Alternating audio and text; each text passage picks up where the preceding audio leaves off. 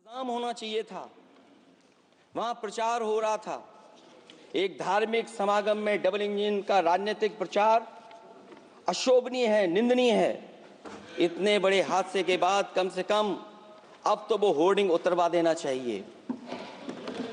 अध्यक्ष महोदय, महाकुंभ की जो तैयारी हुई, जो हम लोगों ने जाना वहां पर, महाकुंभ न केवल 144 साल के लिए ये कहा गया, बल्कि ये भी कहा गया कि पहली बार धरती पर इस तरह का डिजिटल और जो आधुनिक चीजें हैं, टेक्नोलॉजी, उसका इस्तेमाल कर करके महाकुंभ होने जा रहा है। सीसीटीवी, ड्रोन, लाइव स्ट्रीमिंग के आधार पर जिनका दावा था कि वो डिजिटल कुंभ करा रहे हैं, वो मृतकों की डिजिट नहीं दे पा रहे हैं। एक तरफ तो जो लोग डिजिटल डिजिटल डिजिटल अध्यक्ष महोदय कहने को थकते नहीं हैं, लेकिन जब कुंभ में इतना बड़ा हादसा हो गया है तो यही सरकार डिजिट नहीं दे पा रही है। हमारे अपने लोग मारे गए हैं, जिसमें परिवार का हर रिश्ता दिवंगत हुआ है। किसी की माता, किसी के पिता, किसी की बहू, किसी की बेटी, किसी का भाई बहन, चाचा चाची। बच्चों के आंकड़े तो अभी तक नदारद हैं। खोया पाया केंद्र ही लोगों को तो नहीं मिल रहा है। जो खोया पाया केंद्र था उसको भी लोग पा नहीं पा रहे, ढूंढ नहीं पा रहे। अध्यक्ष महोदय, कुंभ कोई पहली बार नहीं हो रहा है। कुंभ का आयोजन सदियों से होता आया है। हमारे पौराणिक और हमारे इतिहास के दस्तावेज ये बताते हैं कि समय समय पे जो भी सरकारें नहीं होंगी, जिसका भी राज रहा होगा अध्यक्ष महोदय, उसने महाकुंभ या इस तरह के कुंभ का आयोजन किया है। एक तरफ तो वो कि जो 144 साल बाद महाकुंभ होने जा रहा है, उसका इतना प्रचार किया।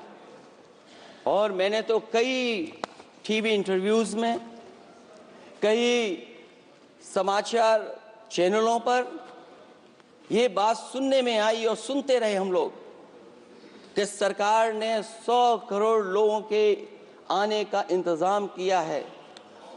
और अगर 100 करोड़, अध्यक्ष महोदय, अगर ये बात गलत है तो मैं रिजाइन आपको देना चाहता हूं।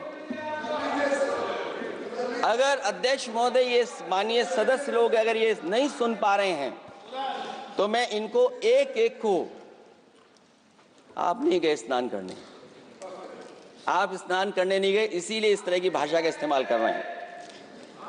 अध्यक्ष महोदय, ये कहा गया कि 144 वर्ष के बाद ये हो रहा है। जहां तक मेरी समझ और जानकारी कहती है, जो एस्ट्रोनॉमी और एस्ट्रो चीजों को समझते होंगे वो ये स्वीकार करते होंगे, जो भी कुंभ होता होगा वो 144 वर्ष के बाद ही होता होगा। लेकिन ये कहा गया कि नक्षत्र ऐसे हैं। तो मैं अध्यक्ष महोदय सरकार से कहना चाहता हूं कि सतयुग से लेकर के कलयुग तक ये सनातन परंपरा रही है कि संत, महात्मा, साधु समाज मुहूर्त के हिसाब से शाही स्नान करते हैं। उसमें नक्षत्रों के हिसाब से जो सहयोग बनता है वही शाही स्नान का मुहूर्त होता है। लेकिन भाजपा के राज में ये सनातन परंपरा टूट गई। पहले सरकार ने संत समाज को शाही स्नान रद्द करने का आदेश दिया, जिससे अनादिकाल की सनातन परंपरा टूटी। और फिर जब देश भर में ये बात उठाई गई, तो उन्होंने हादसे को छिपाकर फिर से आदेश दिया कि अखाड़े शाही स्नान करने जाएं। इससे सरकार ने पावन मुहूर्त के स्थान पर अपने मनमाने समय पर स्नान कराने का आदेश दिया।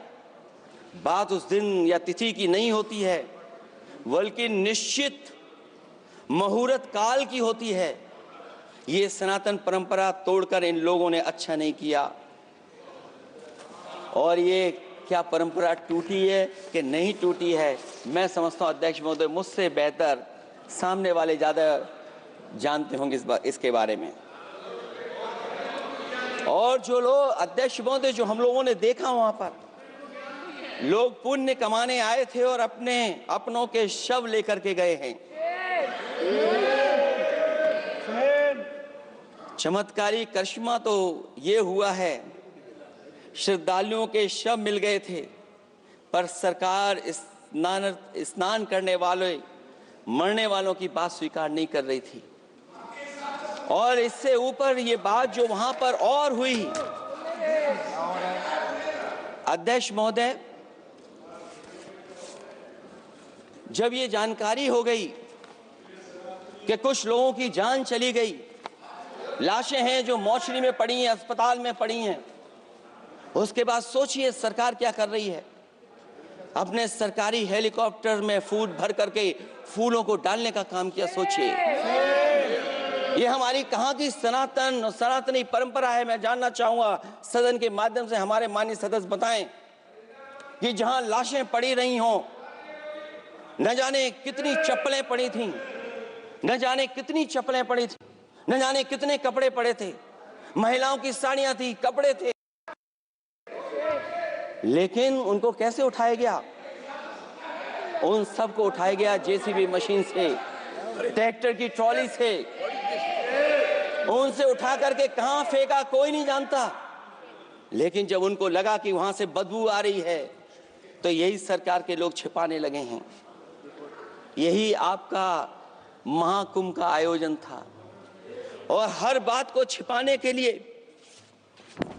न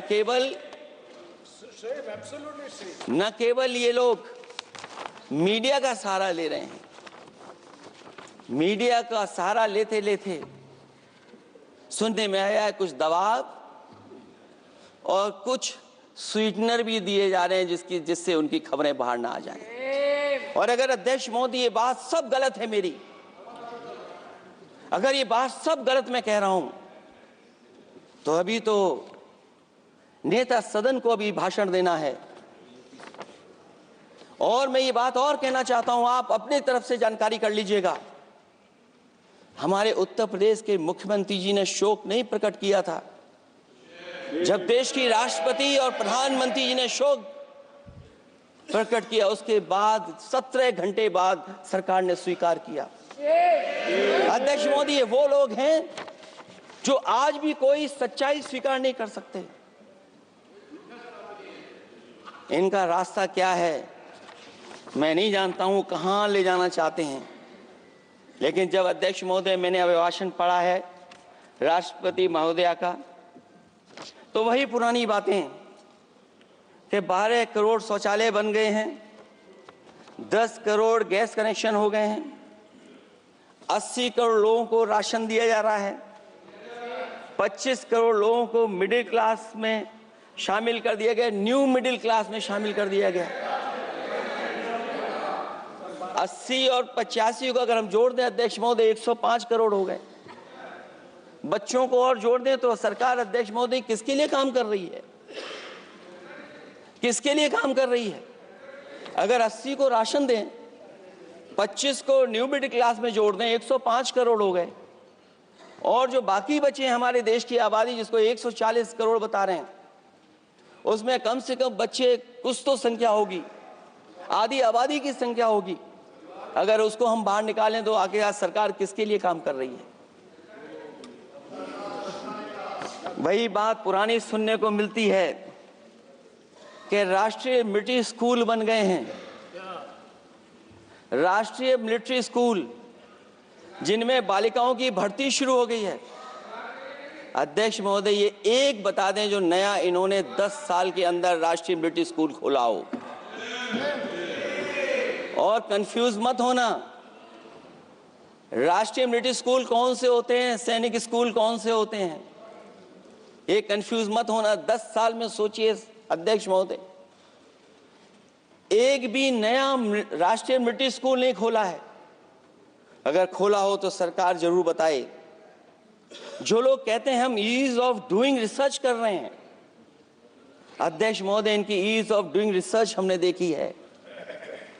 इनकी ईज ऑफ डूइंग रिसर्च अपनी इमेज चमकाने के लिए और दूसरे की इमेज बर्बाद करने के लिए ईज ऑफ डूइंग रिसर्च चल रही है। ईज ऑफ डूइंग बिजनेस, मैं देखता हूं जहां कहीं भी इन्वेस्टमेंट मीट होती है, देश के सभी मंत्री वहां पहुंच जाते हैं, सरकार के मुखिया भी जाते हैं वहां। मुझे याद है उत्तर प्रदेश में सबसे बड़ा आयोजन हुआ था इन्वेस्टमेंट मीट का। न केवल इन्वेस्टमेंट मीट इन्वेस्टर्स को बुलाया गया था, बल्कि डिफेंस एक्सपो के भी कार्यक्रम कई हुए थे। और अध्यक्ष महोदय, भरोसा ये दिलाया गया था कि जो MOU हो रहे हैं 40 लाख करोड़ के, उसको जमीन पर उतार लिया जाएगा। मैं इन्हीं डबल इंजन की सरकार से जानना चाहता हूं कि जो 40 लाख करोड़ के MOU हुए, उसमें कितना जमीन पर ये सरकार उतार पाई है। कहीं ऐसा तो नहीं है कि सरकार के डबल इंजन आपस में ही टकरा रहे हों। अब तो जो खबरें हम लोग पढ़ते हैं, न केवल इंजन टकरा रहे हैं अध्यक्ष महोदय, अब तो डब्बे भी टकराने लगे हैं। सुना है क्योंकि दिल्ली में चुनाव है, आप इंजीनियर की डब्बा हैं। ये हमारे पुराने माननीय सदस्य हैं, आप हम एक हैं, बस जगह अलग बदल गई। जिस विभाग के मंत्री हैं वो हमारा ही काम है, आप लोग अच्छा नहीं कर रहे हैं। अध्यक्ष महोदय, दिल्ली का चुनाव है तो मैंने राष्ट्रपति जी के अभिभाषण में सुना कि यहां पर मेट्रो की जो दूरी है वो दुगनी कर दी गई है, पटरी दुगनी कर दी गई है, एक्सपेंशन हो गया है इतना। अध्यक्ष महोदय, मैं स्वीकार करता हूं दिल्ली का चुनाव है, एक्सपेंशन की बात करेंगे, लेकिन कभी आपने क्यूटो का नाम सुना है? आपने वेनिस का नाम सुना है? मैं अध्यक्ष महोदय आपके माध्यम से, जिसको क्यूटो बनाने के लिए सपना देखा गया था, 10 साल पूरे हो गए हैं, अभी तक वहां पर मेट्रो की शुरुआत नहीं कर पाए हैं। और अध्यक्ष महोदय, मैं ये बात इसलिए कह रहा हूं, अध्यक्ष महोदय मैं इसलिए बात कह रहा हूं कि जिस समय समाजवादी सरकार थी, जितनी भी मेट्रो आज यूपी में चल रही हैं, सब की सब समाजवादियों की देन है, एक भी आपकी देन नहीं है। और इस समय पर मैं याद करना चाहता हूं, उस समय देश के प्रधानमंत्री मनमोहन सिंह जी को जब मैं पहली बार मुख्यमंत्री बनकर के उनसे मिलने गया था, मैं बहुत सारे उनके काम उत्तर प्रदेश के लेकर के गया था।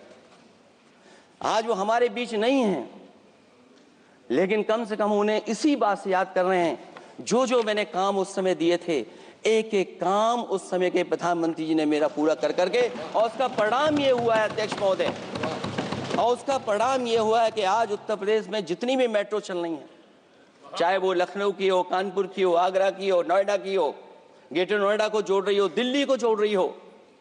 और अध्यक्ष महोदय, जिस समय उद्घाटन हुआ था दिल्ली से नोएडा को जोड़ने वाली मेट्रो का, उस समय देश के प्रधानमंत्री एक विदेश के बहुत बड़े उनके साथ बैठ करके गए थे उद्घाटन करने। वो अगर किसी ने काम किया था पूरा, तो नोएडा अथॉरिटी और समाजवादी सरकार ने, उसमें आपकी देन कोई नहीं थी। ये बात मैं मेट्रो की इसलिए कर रहा हूं कि जो लोग दिल्ली में मेट्रो बना रहे हैं, वो बनारस में मेट्रो क्यों नहीं बना पा रहे हैं?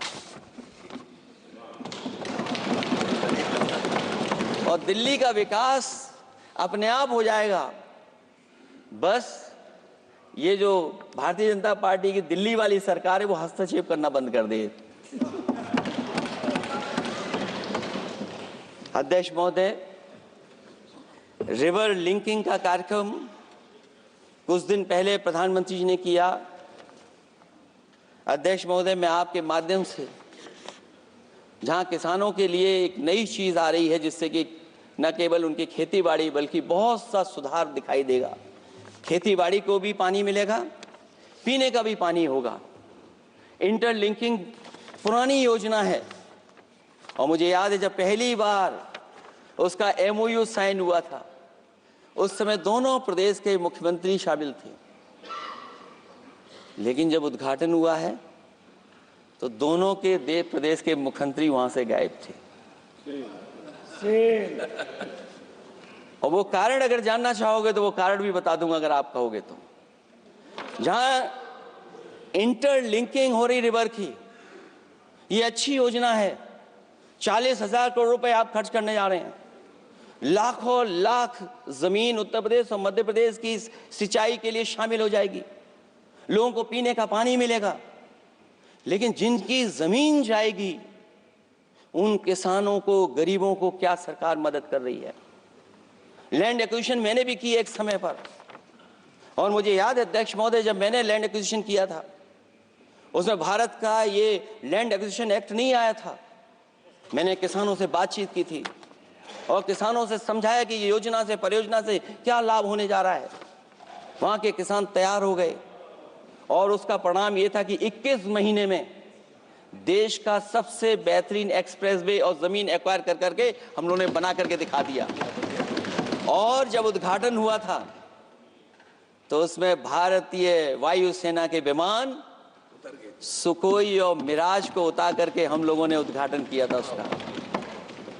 ये बात मैं इसलिए बता रहा हूं, जिस हाईवे पर देश के प्रधानमंत्री जी उतरे थे और उद्घाटन के बाद प्रधानमंत्री जी के पीछे पीछे कोई चल करके आया था,